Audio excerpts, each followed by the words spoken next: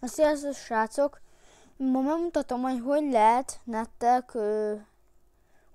hogy tudjátok fel... Na, kezdjük inkább előre, na. Hogy tudjatok videózni. Na, szépen két lehetőség van. Ugye OBS Studio lesz, amit láthatjátok, nekem itt van. Megmutatom mind a kettő formában.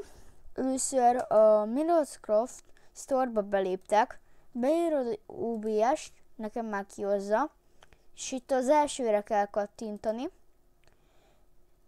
Letöltés, ezt ki fog írja, és lehet, hogy nem mindig hát fogja letelepíteni, vagy hát először lehet, hogy nem fogja letelepíteni, de utána működni fog, amíg egyszer megnyomod. Ugye ez a egyik mód. Bemész a Google-be, ha az neked nincs Minecraft Store-tól, Minecraft Store-od, beírod OBS Project, így kihozza, elsőre rákattintasz, így ki lehet választani, hogy mire telepíted, Windows, és akkor itt minden meg lesz, amit csináltok. Láthatjátok, nekem már itt töltődik, de nekem ez nem kell, mert nekem le van.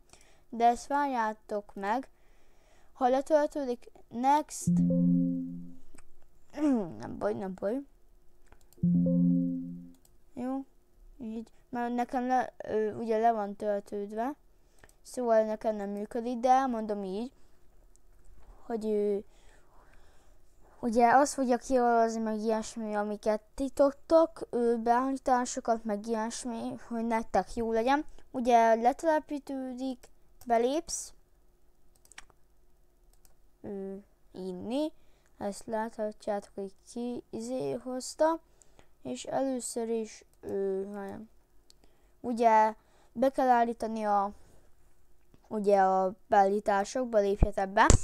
Itt van, ami szerintem jó beállítani a gyors billentyűk, hogy például nekem a felvétel indítása F6, a felvétel leállítása F5, felvétel szünetelése F7, és F8 a felvétel folytatása. De okézzátok, ha megvan, amit be szeretnétek állítani.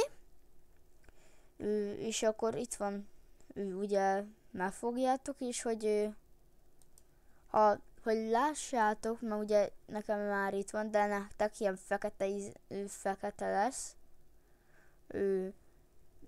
Itt kijön, hogy vajon kijelző felvétel, erre rányomtok, hogy oké, meg ilyesmi.